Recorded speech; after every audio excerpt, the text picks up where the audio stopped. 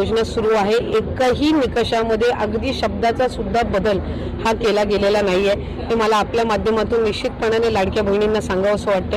आम्ही गेल्या 3 दिवसापासून जानेवारी महिन्याची डीबीटीची प्रोसिजर चालू केलेली आहे आणि 2,41,00,00,000पेक्षा अधिक महिलांना आज या योजनेचा लाभ हा यंदाच्या महिन्यात सुद्धा मिळालेला आहे। त्याच्यामुळे ही योजना अधिकाधिक यशस्वीरित्या पार पाडणं हे काम हे सुरू आहे।